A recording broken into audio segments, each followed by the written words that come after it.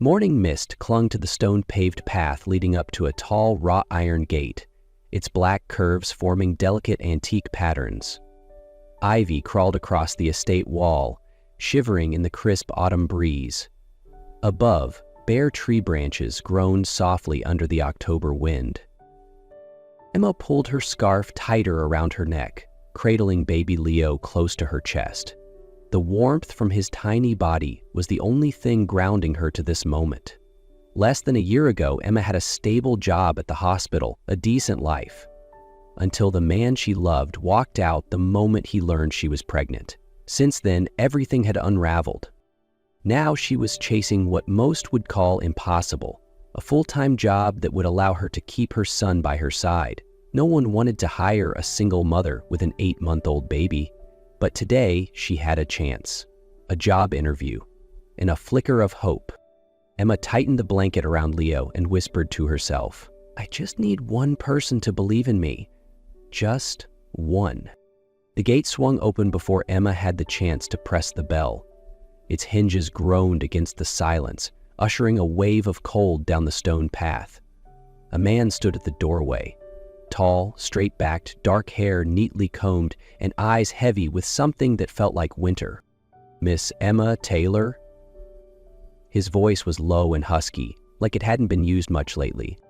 Emma nodded, instinctively holding Leo tighter. "Yes, and this is Leo, my son." His gaze lingered on the child, longer than necessary. For a fleeting second, something cracked across his face. A look both tender and anguished, impossible to name. Then he stepped back, voice softer. "I'm Nathan Carter. Please, come in." The mansion inside was breathtaking.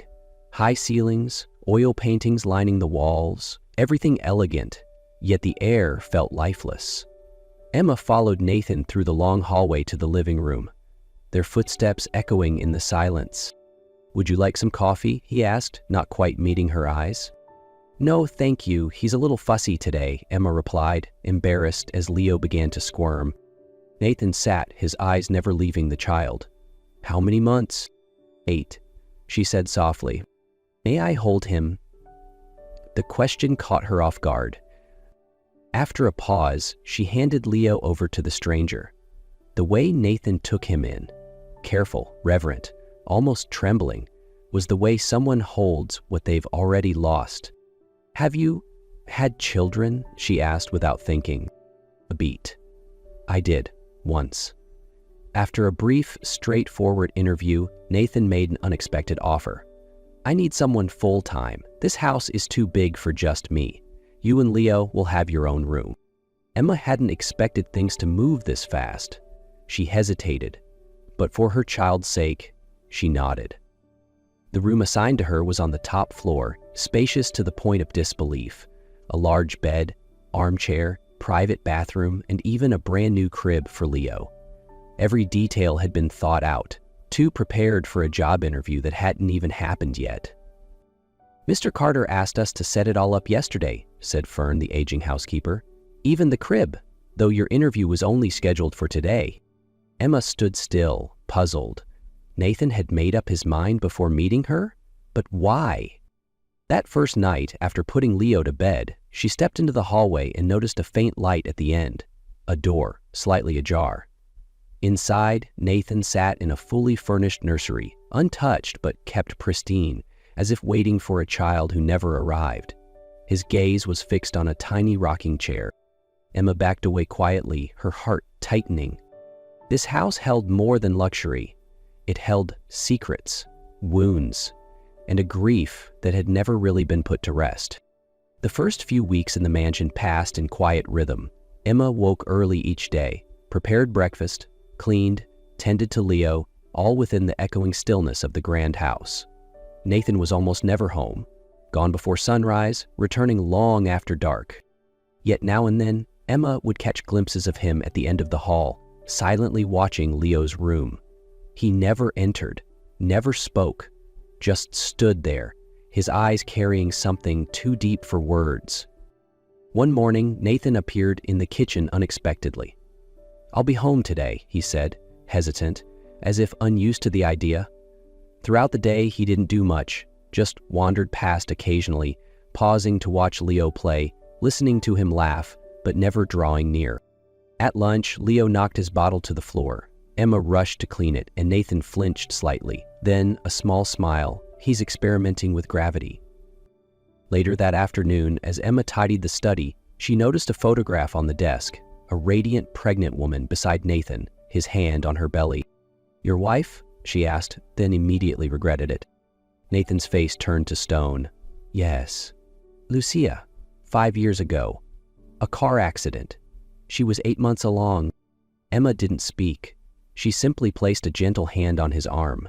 He pulled back slightly and shook his head. "I'm fine."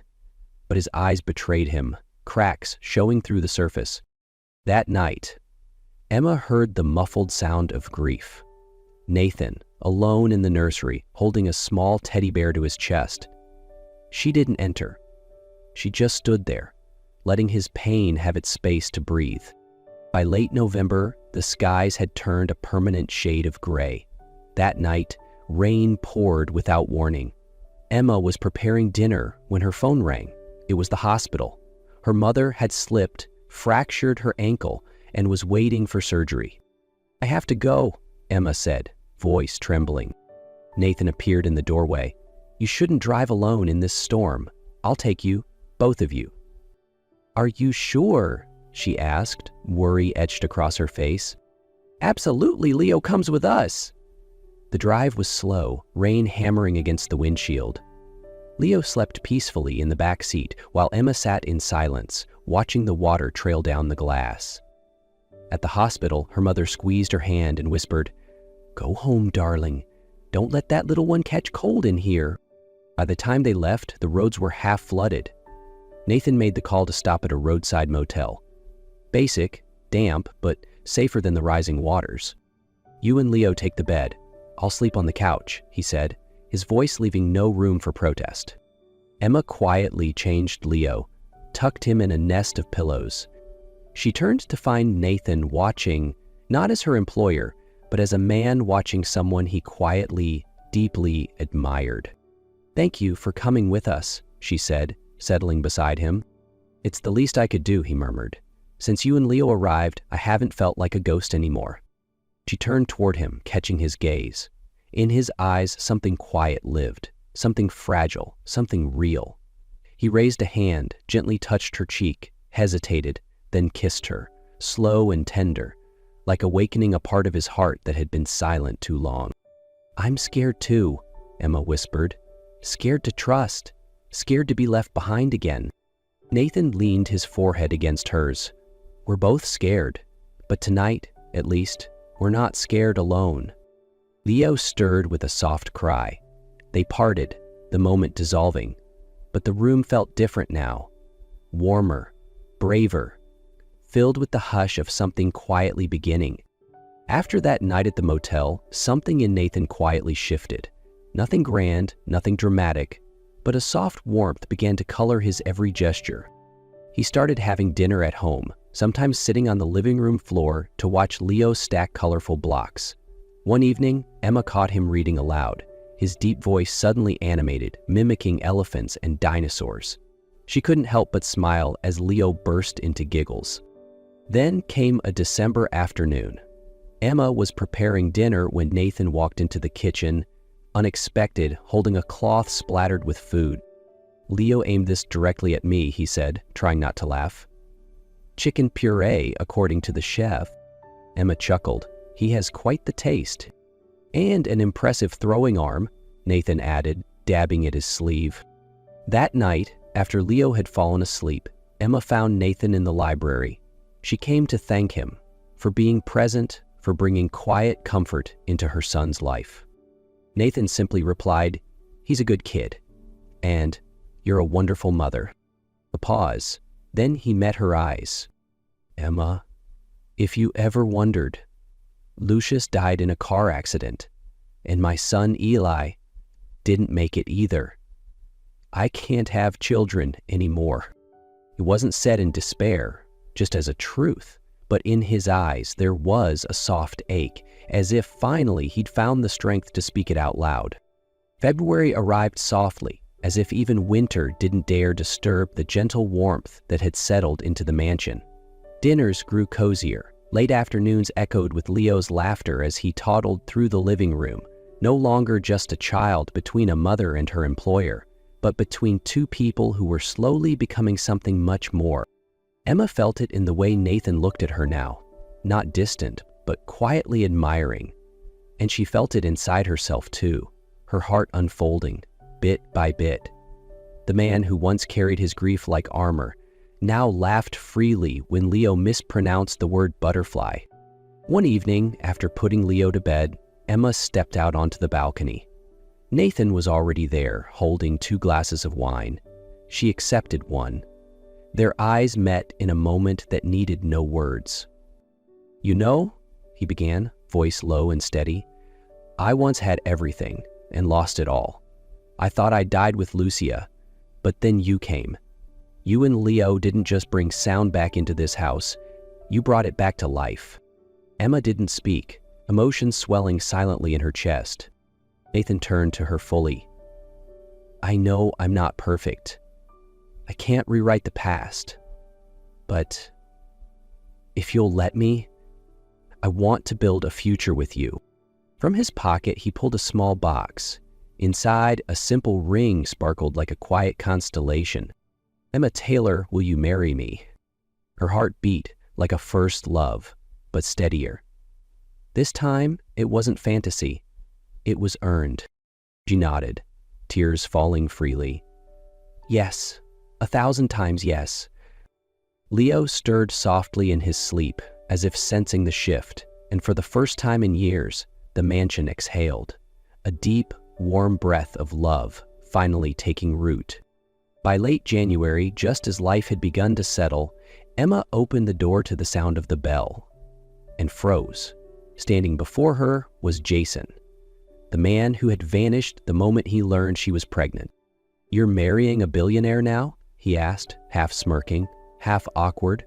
"I saw the news, thought I should meet my son." Emma stepped back, gripping the doorframe. "You have nothing to say to me. Leo isn't a headline you just stumbled upon today. You can't stop me from seeing him. I have rights." "Rights?" Her voice cracked. "You abandoned those when I needed you most." Just then, Nathan appeared behind her, placing a steady hand on her shoulder. His gaze locked onto Jason, calm but unflinching. "Is there a problem?" His voice was low but carried weight.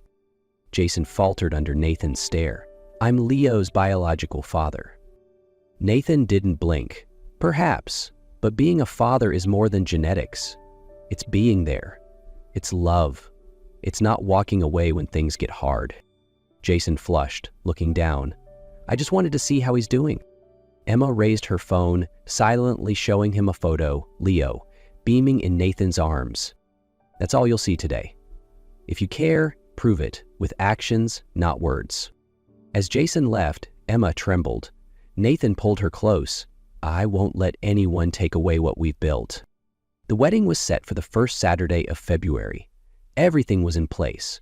White flowers blooming across the garden, silk-covered chairs, and little Leo dressed like a tiny groom. Emma stood before the mirror, her gown draped gently over her shoulders, hands trembling ever so slightly. That's when Nathan entered, face tight with urgency. "Emma, there's a fire at the plant. People are hurt. I have to go." Her heartbeat stilled, but she didn't ask questions. She simply stepped forward, adjusted his collar. "They need you. I understand. The wedding can wait." Nathan kissed her forehead. "I'll come back as soon as I can." By evening, the mansion had grown silent. The flowers remained, the music paused, but the guests had gone. Emma hadn't changed out of her dress, her hair still pinned. She sat alone in Leo's room, watching him sleep, her heart hollow. Near 10 p.m., the door opened. Nathan stepped inside, his face smudged with ash, eyes red from exhaustion, holding a slightly wilted bouquet. "I don't want you to wait one more day." Emma rose.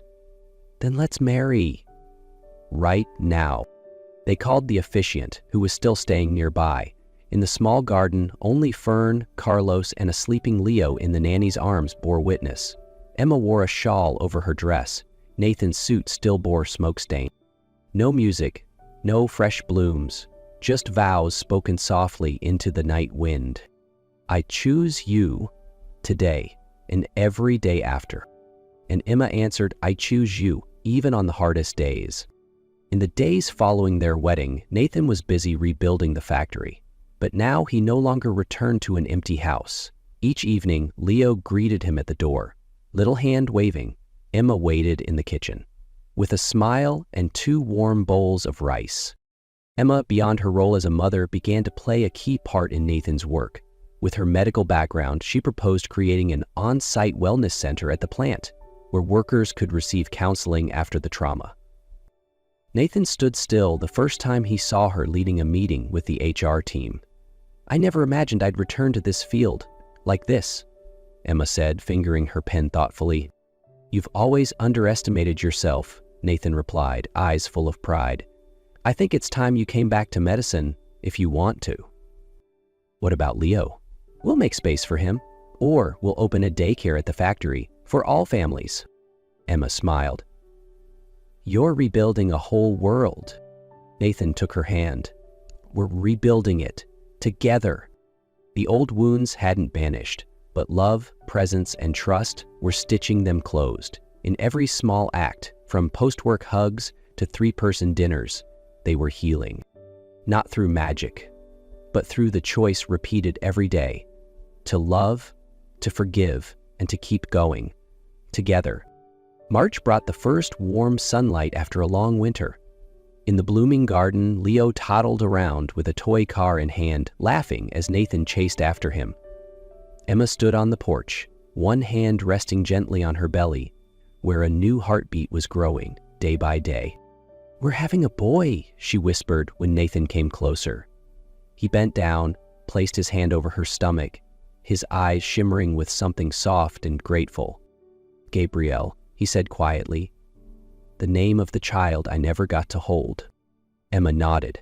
Now we'll give that name to a child who will live, be loved, and grow up in the arms of people who aren't perfect, but choose each other every single day. Weeks later, at the courthouse, Nathan officially adopted Leo. Leo, unaware of the papers being signed, reached for Nathan's hand and called him Dad for the first time. The room fell quiet. Even the judge paused for a breath. The signing was quick, but to Emma it felt sacred, the moment the man she loved got to call her son his own. That night, they sat in what was once Nathan's room of sorrow, now Leo's bedroom. Under the soft lamp glow, Emma leaned against Nathan's shoulder. I used to think home was where you were born, she said, but it's not. Home is where someone waits for you. Someone who's willing to walk through your past just to stay. Nathan tightened his hold and never let you go. Leo stirred softly in sleep. In that warm room, peace settled, not because everything was perfect, but because they had chosen each other, scars and all. April. The sky was pale blue and the air still. Emma was tidying toys in the living room when the doorbell rang. She didn't think much of it, until she opened the door and time seemed to freeze. Jason. He stood there, thin, hair patchy, skin waxy and pale. There was nothing left of the man who had once abandoned her. I have cancer, he said. Stage 4. I don't have much time. Emma stiffened, conflicted. But he didn't beg. He simply said, I'm not here to stir trouble. I just want to see my son. Once, from a distance is fine. When Nathan heard, he asked only one question. What do you want to do? Emma looked at Leo, playing in the garden. If he ever asks about his biological father, I don't want to say we denied him the last thing he asked for.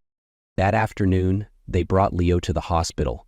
Jason lay there, frail, but his eyes lit up the moment he saw the boy holding Emma's hand. My son, he whispered, not reaching out, perhaps knowing he no longer had that right. Emma spoke softly. This is Leo. He's happy, he's loved, and he's growing up in a real family. Jason turned to Nathan, his eyes wet. "Thank you for doing what I didn't have the courage to do." He didn't try to touch Leo, just watched, eyes glistening. "Please," he said to Emma, voice thin and breaking, "if I don't make it, let him know I looked at him with love, that I wished I had been brave, even once." Emma bowed her head. "I promise." And as they left, none of them looked back. But something quietly closed behind them, a door sealed not with words, but with forgiveness. 6 months after quietly saying goodbye to Jason, the mansion echoed with newborn cries once again. Gabriel arrived on a soft, early autumn morning, dark brown eyes and tiny hands curling tightly around Emma's finger from the very first breath. Nathan sat at her bedside, and this time, his gaze held not sorrow, but life. "Gabriel," he whispered, "this time, I get to hold you." Leo, now 3, sat beside them, staring at his baby brother with wide eyes. "He's so small," he said, then turned to Emma. "Did you grow him?" Emma smiled, wrapping both boys in her arms. "Yes, I grew Gabriel. And you? I chose to love you the moment you smiled at me." They didn't need many words anymore. Life had become as natural as breath. Meals for 3, now set for 4. Bedtime stories with 2 heads resting on a shoulder. Nights interrupted by baby cries, but no one complained, only felt whole. One afternoon, as they all sat beneath the blooming bougainvillea, Nathan said, "I thought I would always live with loss. But then you and Leo came. And then Gabriel." Emma nodded, watching the 3 of them laugh together. "We're imperfect pieces, but somehow, together, we fit." Leo ran over and tugged at his father's hand. "Daddy, tell Gabriel a story." Nathan pulled both boys into his lap, voice rising in gentle, golden rhythm like autumn light. Nothing was perfect, but something was complete. A family built from what had once been broken. And now, through love, they'd pieced it back together.